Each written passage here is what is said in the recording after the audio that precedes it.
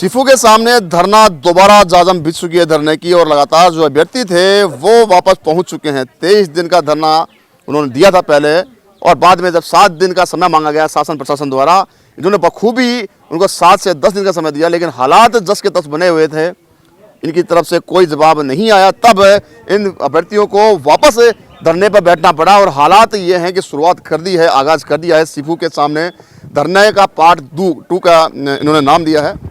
तमाम अभ्यर्थी यहाँ पे बैठे हैं और पिछले कई सालों से लगातार संघर्ष करते हैं कि कैसे भी इनकी नियुक्तियां हैं वो पूरी की जाएं। हाल फिलहाल ये ओवरेज होने को कगार पे हैं, लेकिन हालात जस के तस हैं। सरकार चेंज हो चुकी है, लेकिन सरकारें आती हैं जाती हैं और ये अभ्यर्थी हैं वो अधर में रहते हैं। और हालांकि हाल फिलहाल जो पिस रहा है वो ये युवा है। धीरज मेरे साथ मौजूद है। धीरज, वापस पहुँचे हैं आप धरने पे, बताइए क्यों? सर, इसकी एक बहुत बड़ी मजबूरी थी। हम पिछले 23 दिन लगातार, आपने देखा होगा, कड़कड़ाती ठंड में हम यहाँ इसी सड़क पे इसी जगह पर हम सोते थे। लगातार हमने 24 घंटे यहीं पे रहते थे। हमने 23 दिन अनिश्चितकालीन धरना किया था और राज्य सरकार से हमारी जब वार्ता हुई थी माननीय चिकित्सा मंत्री से और ACS सुब्रा सिंह जी से, जब उन्होंने आश्वस्त किया था, अब उनका आश्वासन को जो 7 दिन का समय था वो पूरा हो गया। अब हमें 11 दिन हो गए हैं। आचार संहिता हमारे सर पे है। हमें कहीं ना कहीं डर नजर आ रहा है कि पिछली बार भी आचार संहिता के कारण हमारे कार्य को रोक दिया गया था। अब वापस उसी आचार संहिता का डर है कि इन्होंने 2.5 महीने में कुछ नहीं किया तो अगले 20 दिनों में क्या करेंगे।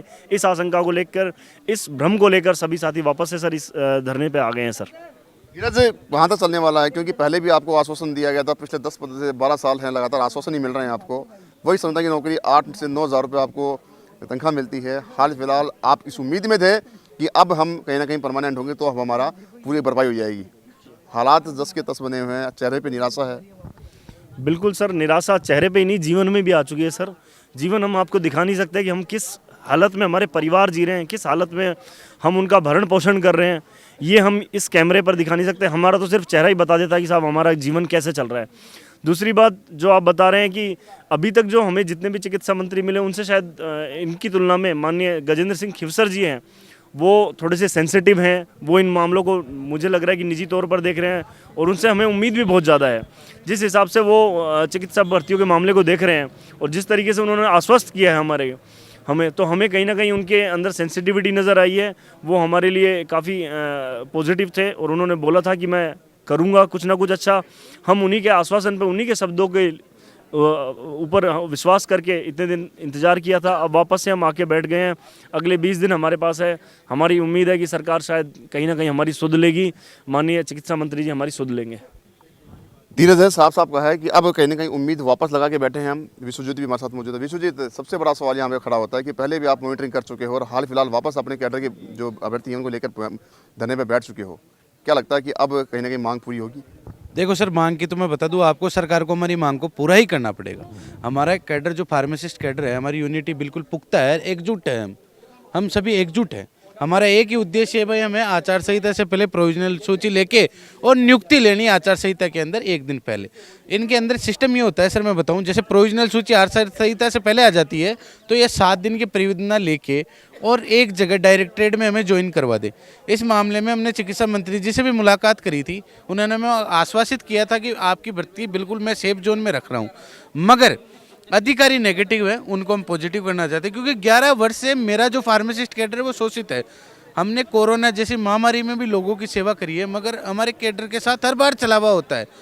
कांग्रेस सरकार ने हमारे साथ छलावा किया तो हमने उसको मुंह तोड़ जवाब दिया, उसको सत्ता के जादू से उसको बाहर कर दिया। और बीजेपी को, सरकार को हम इसलिए लाए हैं, राम राज्य की स्थापना भी हुई है और हम ये चाहते हैं कि हमारे कैडर में भी राम राज्य की स्थापना हो और हमारी जल्दी से जल्दी नियुक्ति हो और हमारा जीवन सुखमय हो सके। क्योंकि 11 साल से अगर कोई कैडर नियुक्ति के लिए परेशान हो रहा है, हमारे कई अभ्यर्थी ऐसे हैं जो हो रहे, जो गए, और कई साथी ऐसे हैं उनकी शादी नहीं हो रही है। उनका दुख भी देखो, आप हर चीज़ देखो भाई। हमारे लोग बाग बहुत सारी चीज़ें बोलते हैं भाई, फार्मा में वो है, फार्मा में किसी प्रकार की कोई दिक्कत नहीं है, कोई केस को कोर्ट केस नहीं है, कोई होल्ड, कोई परिवेदना नहीं है। सीधी आपको प्रोविजनल सूची देनी है, 7 दिन परिवेदना मांगनी है और नियुक्ति देनी है। अगर आपके पास सक्षम अधिकारी नहीं है तो भाई कोई भी सीनियर IAS अधिकारी या RS अधिकारी लगा दो। आपकी अगर IAS अधिकारी लगाते हो तो 12 घंटे की जाँच है और RS अधिकारी लगाते हो तो 24 घंटे की जांच है, मैं दावे के साथ कह सकता हूं, क्योंकि 3067 पोस्ट हैं, उनमें से 2860 के लगभग candidate Rajasthan university of health science है। Rajasthan university of health science एक गवर्नमेंट बॉडी है, तो उनका 1 घंटे का है और अदर स्टेट का है। तो आजकल सब चीज़ें ऑनलाइन है, आप मेल करोगे यूनिवर्सिटी को, यूनिवर्सिटी तुरंत आपको HRT के तौर पे रिटर्न ऑफ मेल देगी।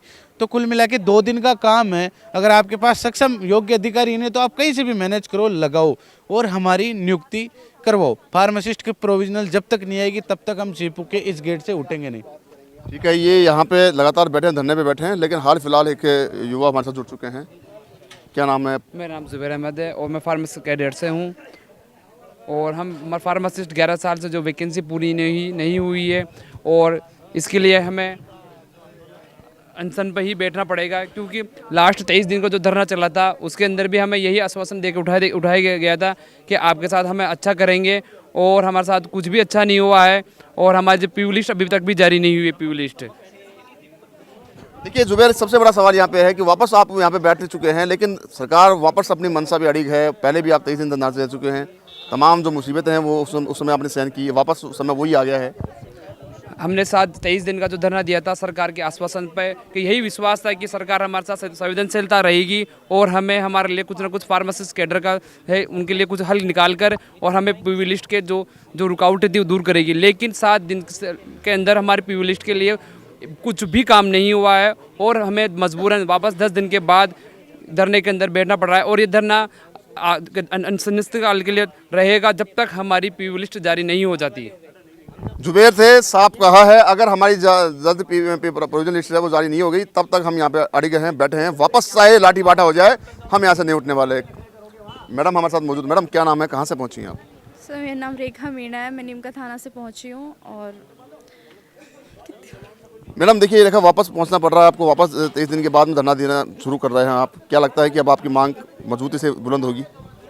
हमारी मांग तो मजबूती से बुलंद है, लेकिन ये लोग अपना कब लिखित में हमें ये देंगे कि हमारी प्रोविजनल लिस्ट आ जाए, हमारी ज्वाइनिंग आ जाए, ये कब अपना जो इन्होंने जो वादा किया था कि हम 7 दिन के अंदर आपको एक गुड न्यूज़ दे देंगे। मैं सबसे पहले तो पूछना चाहती हूँ, जो सरकार अपने आप को राम राज्य स्वीकार करती है, जब राम राज्य था उनका एक वचन था कि प्राण जाए पर वचन ना जाए। इनके वचन इतने झूठे आश्वासन जो ये लोग देते हैं, ये इनके पास इतनी हिम्मत कहाँ से है कि वो अपने आप को राम राज्य का, उन्होंने जो इतना बड़ा ओहदा अपने आप को स्वीकार किया है, इन्होंने क्यों किया है? जब ये सिर्फ झूठी सरकार है, झूठा आश्वासन देती है, इनके पास कुछ भी ऐसा नहीं है जो ये सच्चे रूप से करती हो। मैं तो ये जानना चाहती हूँ कि इन्होंने राम के नाम पर इतना झूठा अंधविश्वास क्यों फैला रखा है। आज हम 11 दिन बाद फिर से यहाँ पे हमने धरना दिया है, फिर से हमने स्टार्ट कर दिया, जो सिर्फ हमने स्थगित किया था, ना कि यहाँ पे बिल्कुल धरने को कैंसिल नहीं किया था। हम फिर से ये जानना चाहते हैं कि जो शुभ्रा जी जिन्होंने बहुत अच्छे यहाँ पे तोपें फेंकी थी, मैं पूछना चाहती हूँ कि उनके वादे कहाँ गए? जो हमें इतना क्यों उन लोगों ने मजबूर कर दिया है कि हमारे मुँह से अपशब्द उनके लिए निकले। देखा मीना हमारे साथ मौजूद थी, नीमका थाना से बिलोंग करती हैं। मैडम आपके पास आना चाहूँगा अंजलि, वापस आपको बैठना पड़ रहा है धरने पे, क्योंकि पहले भी आप 23 दिन धरना चल चुके हैं, 7 दिन के समय के लिए 11 दिन दिया उन्होंने। सरकार वापस वो रवैया है सरकार का।